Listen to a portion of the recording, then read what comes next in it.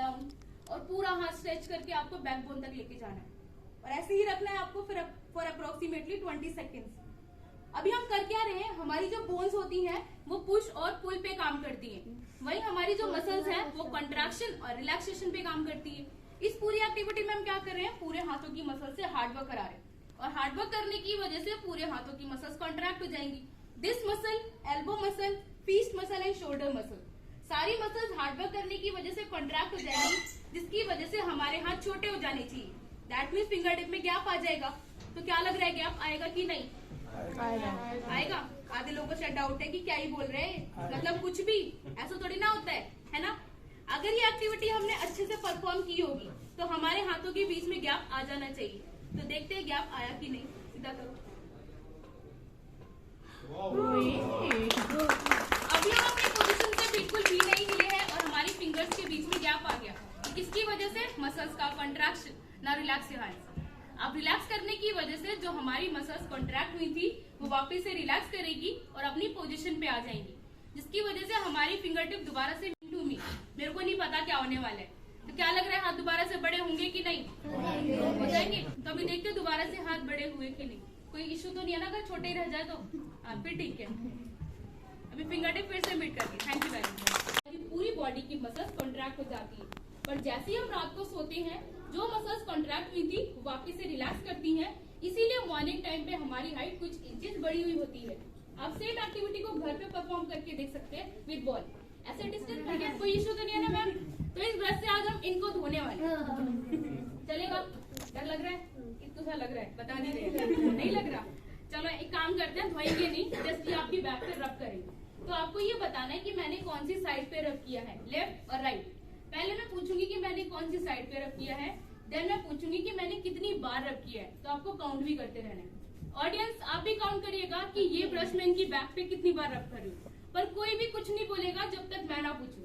और आपसे जितना पूछा जाएगा आप सिर्फ उसका आंसर करोगे, उससे एक्स्ट्रा आपको कुछ नहीं बोलना। ओके? और ऑनेस्टली आपको आंसर करना है। इधर खड़े हो जाओ, उधर की साइड प्लीज, बाला की करना। और आपको पीछे टर्न नहीं होना, आपको उसी डायरेक्शन में देखते हुए बताना है कि मैंने कौन सी साइड पे रब किया है। ऐसे फेस बस। कौन सी साइड पे रब हुआ? राइट। पीछे नहीं देखो। Now left 2 times, right 2 times, left 2 times, at the middle 2 times. Turn हो जाएगी। ये ब्रश मैंने आपकी बैक पे कितनी बार रब किया, ऑनेस्टली बताना। 2 times. Overall 6 times. Are you sure? Lock कर दे। ब्रश रब हुआ? शी इज सेइंग कि ब्रश रब हुआ है। 1 मिनट। नाउ ऑडियंस आप बताइए कि ये ब्रश मैंने इनकी बैक पे कितनी बार रब किया? 0. सही से बताओ भाई। ये तो बोल रहे हैं 0। आपको पक्का ब्रश फील हुआ? पर ये तो बोल रहे हैं ब्रश फील हुआ है। मैंने इनकी बैक पे ब्रश टच भी किया? ये ब्रश मैंने आपकी बैक पे एक बार भी टच नहीं किया। Now you can see her expression कि कंफ्यूज है, सरप्राइज है कि ये क्या चल रहा है। कुछ तो झोल चल रहा है ना। एक्चुअली हुआ क्या, मैंने इस एक्टिविटी में इनको बनाया उल्लू। अभी हुआ क्या, उल्लू वगैरह कुछ नहीं बनाया, इट्स जस्ट अ इल्यूजन। मैंने इल्यूजन क्रिएट किया। अब इल्यूजन कैसे? क्योंकि हमारी जो बॉडी होती है वो 5 सेंसेस पे काम करती है और हमारा जो ब्रेन है जो सेंस करता है उसी को रियल मान लेता है। तो जब ये आए थे मैंने इनको ये ब्रश दिखाया, इनकी आंखों ने देखा और मैंने क्या बोला कि मैं इनकी बैक पे रब करने वाली हूँ। इनके कानों ने सुना, तो जो आंखों ने देखा और जो कानों ने सुना ये मैसेज ब्रेन को फॉरवर्ड कर दिया कि अब ब्रश रब होने वाला है। जैसे ही रिटर्न हुए मैंने क्या किया, हाथ से फील दिया था, ब्रश की साउंड दी थी, जिसकी वजह से इनके ब्रेन को लगा कि टच भी हो रहा है, साउंड भी आ रही है, दैट मीन्स वो ब्रश रब हो रहा है, जबकि ऐसा कुछ भी नहीं था। इनकी जगह पे अगर आप लोग भी होते तो आपको भी सेम इल्यूजन क्रिएट हो जाता। अभी मैं उनको बुला के दोबारा से रब करूंगी तो दोबारा से उनको ब्रश ही फील होगा, हाथ फील होगा ही नहीं। तो ये सारा क्या है, इल्यूजन का फील। और अगर मैं ये बिना साउंड दिए इनकी बैक पे हाथ रब करूंगी तो उनको आराम से फील हो जाएगा हाथ है, पर ब्रश की साउंड की वजह से ही वो ब्रश फील होगा। देगा पानी? कैसे देगा? अभी तो आपके सामने खाली किया। नहीं खाली हुआ। नहीं खाली हुआ? अरे पूरा तो उल्टा कर दिया था। फिर कैसे? ये अक्षय और ये हमारा बेस्ट फ्रेंड है ना, तो ये इसको हेल्प तो हमारी करनी चाहिए। तो देखते हैं ये ट्रू फ्रेंड है कि नहीं। Let's see. अरे वाह, ये तो बेस्ट फ्रेंड निकला है ना। एक बार और ट्राई करें, एक बार और आजमा के देखते हैं। बस क्या करना है, रिक्वेस्ट करनी है और प्यार से बात करनी है कि हे प्यारे अक्षय, मुझे थोड़ा सा पानी दो। तो ये अब मेरी हेल्प करेगा कि नहीं करेगा? नहीं करेगा ना। कैसे करेगा? 2 बार तो आपके सामने खाली कर दिया, इतना सब जगह कितना पानी करेगा? क्यों करेगा? क्योंकि ये हमारा बेस्ट फ्रेंड है ना, तो हेल्प तो उसको करनी पड़ेगी और जितनी बार हम हेल्प मांगेंगे इसको हेल्प करनी पड़ेगी। तो देखते हैं दोबारा से फ्रेंडशिप निभाता है कि नहीं। उसका अंदर पानी घुस जाता है। क्या होल टाइप होगा? कहाँ होल टाइप? कौन? अब उसका अंदर फिर अरे अंदर वाह, निकल जाता है। ये तो दोबारा से इसने फ्रेंडशिप निभा दी है ना। आप लोगों को इसका फ्रेंड बनना है? सबने प्यार से बोला? कहते हैं आपका बेस्ट फ्रेंड बना कि नहीं बना? अरे वाह, ये तो आपको भी बेस्ट फ्रेंड बन गया। अब आप भी इसके बेस्ट फ्रेंड बन गए हो, पर इसका मतलब ये नहीं है कि घर ले जा सकते हैं। ये हमारी अमानत है, ये यहीं रहेगा। अब नेक्स्ट में आपको एक बॉटल दिख रही है, इसके अंदर क्या दिख रहा है? बलून। किस कलर का बलून? सो कुछ और भी है जो दिख नहीं रहा।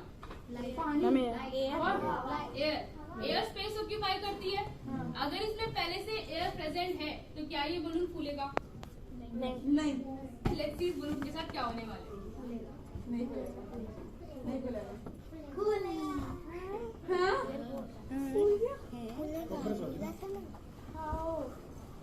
ये बलून तो फूल गया, अंदर की एयर कहाँ गई? कंप्रेस हो गई। कंप्रेस होगी, दैट्स करेक्ट। एयर कंप्रेस होती है, पर एयर को कंप्रेस करने के लिए बहुत ज्यादा हाई प्रेशर चाहिए होता है। आपको लग रहा है कि मेरी फूंक में इतना प्रेशर होगा कि मैं एयर को कंप्रेस कर दूं? Is it possible? बलून और एयर फूंक से पॉसिबल नहीं है। अगर कोई मशीन होती तो हम शायद कर देते। क्या कह रहे हो?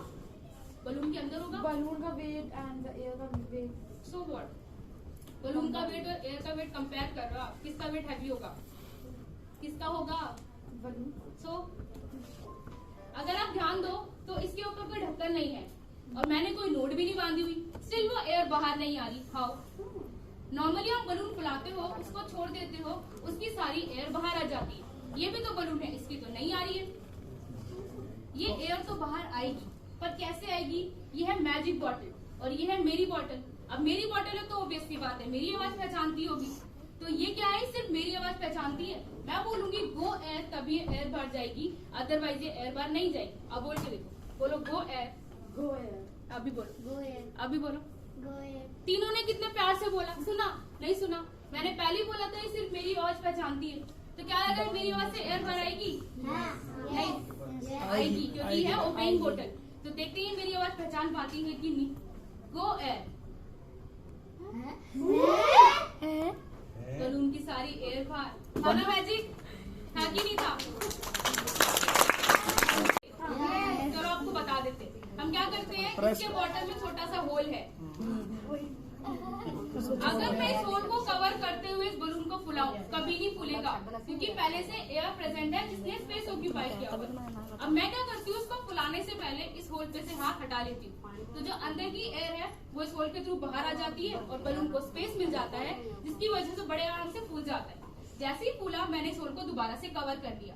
अब जो एयर का प्रेशर बाहर था और जो एयर का प्रेशर इस बलून के अंदर था, दोनों सेम हो जाते हैं, जिसकी वजह से ये ओपन होने के बावजूद भी एयर बाहर नहीं आती। पर जैसे ही मैंने बोला गो एयर बोलते ही होल के थ्रू हटा लिया, तो बाहर की जो एयर है वो इस होल के थ्रू अंदर गई, उसने बलून पे प्रेशर डाला और बलून की सारी एयर बाहर आ गई। ये था एयर प्रेशर का सिंपल सा वर्जन, एडवांस वर्जन। आप मैम शायद कुछ बता रहे थे इसके बारे में, बताना चाहेंगे? अंदर से होल है, होल से आपको एयर प्रेशर देके निकाल देते हो पानी। अंदर कहाँ होल है? इसके अंदर, उससे हो जाएगा। इसमें आप पर तो दिख ही नहीं रहा, पर एक्चुअली होल है इसके नेक पे। पर ये है क्या? अब जो मैम बता रही कि अंदर होल है, अंदर भी होल है, पर है कैसे? क्योंकि ये जो डबल वॉल जार है और इसके अंदर है ना इतना ग्लास फिट है और उस ग्लास के बॉटम में छोटा सा छेद है।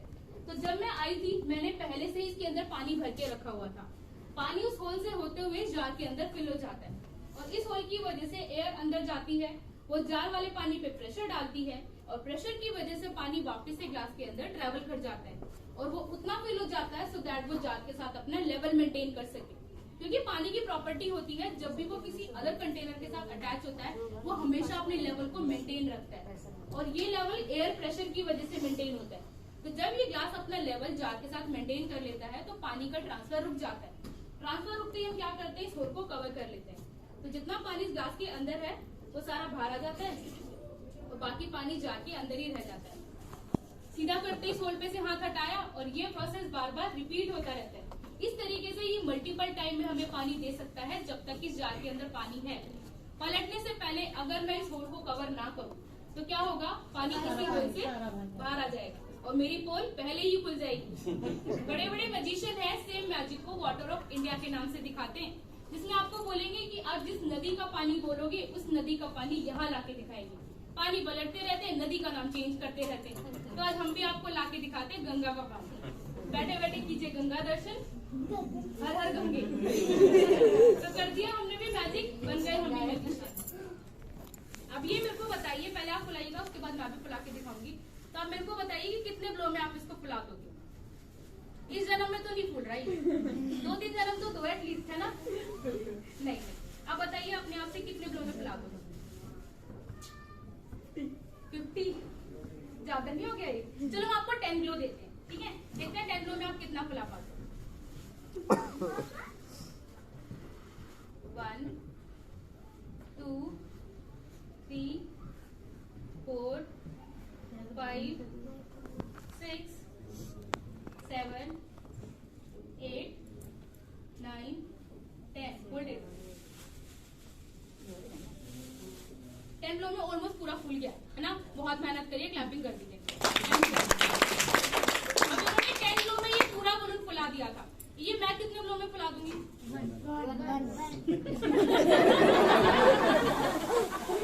इतना कॉन्फिडेंस मुझे खुद पे नहीं है जितना इनको मेरे पे। ये इतना बड़ा बलून एक ग्लो में फूल जाएगा। लग तो नहीं रहा। 30। चलो देखते हैं, ट्राई करते हैं हम लोग। पर आप है ना मेरे ब्लोज को काउंट करिएगा कि ये कितने ब्लो में बलून पूरा फूल रहा है। ओके,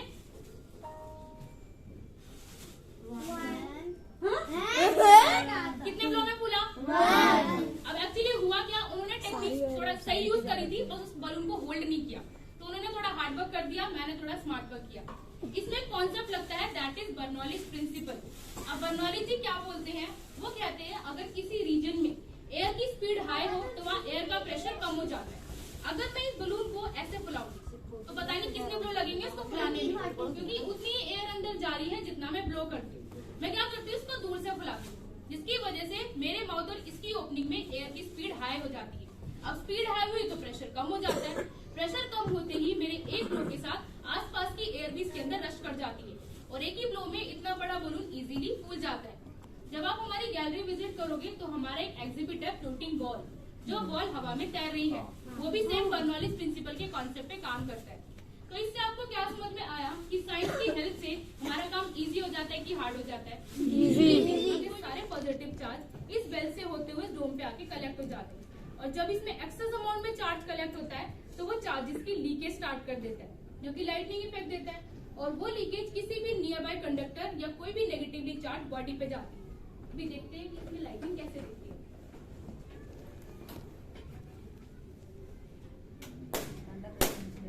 मच्छर मारने वाली मशीन। एक्चुअली हो क्या रहा है, ये जो डोम है ये ग्राउंडेड है और नेगेटिवली चार्ज है, इसीलिए सारे डोम जो चार्जेस थी उनकी लीकेज इसी डोम पे आ रही थी। अगर मैं इस डोम को यूज ना करूं तो इसके नियर बाय कंडक्टर मैं ही खड़ी हूँ, तो ये सारे मच्छर मेरे ऊपर मर रहे होते, मतलब ये मेरे को शॉक दे देता। और अगर मैं इस डोम को लेके दूर जाऊंगी तो ऐसा नहीं है कि लाइटनिंग हमें बहुत बड़ी दिखेगी। क्या होगा, इसके नियर बाय कंडक्टर आप में से कोई आ जाएगा तो ये किसी को भी शॉक दे देगा। अच्छा, सभी ने सुना होगा कि करंट लगता है तो हमारे बाल खड़े हो जाते हैं, सुने? करवाने किसी को स्पाइस बनवाने? देख लो, फ्री ऑफ कॉस्ट, हमें रुपया नहीं लेंगे। करवाया इसे बहुत नहीं करवाया। मुझे पता चल गया, करंट देख के सबकी हालत टाइट हो रखी है। तो हम आप लोगों के बाल नहीं खराब करते, हम ये यूज करते। आप में से कोई ये तो नहीं सोच रहा था आप अपने ही कर दो, सोचना भी मत।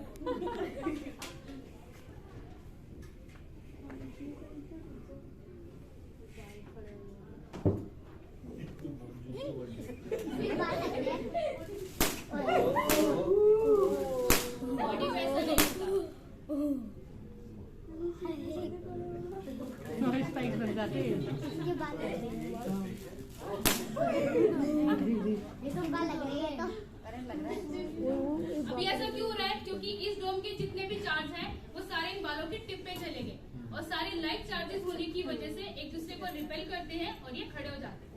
अब देख रहे हो मैंने स्विच भी ऑफ कर दिया, स्टिल वो अभी भी खड़े हुए हैं, क्योंकि अभी चार्ज न्यूट्रलाइज नहीं हुआ है और जब तक वो न्यूट्रलाइज नहीं होगा ये बाल ऐसे ही खड़े रहेंगे। सारा चार्ज ग्राउंड में चला गया और सारे बाल नीचे आ गए। ये था इलेक्ट्रोस्टैटिक एनर्जी का कॉन्सेप्ट। स्टैटिक एनर्जी हम सभी ने पढ़ी हुई है कि किसी भी स्केल को, बलून को या फॉर्म को हम बालों पे रब करते हैं तो पेपर और पीसेस को अट्रैक्ट कर लेते हैं। स्टैटिक एनर्जी उसी तरीके की इलेक्ट्रोस्टैटिक एनर्जी इस apparatus में भी फॉर्म होती है।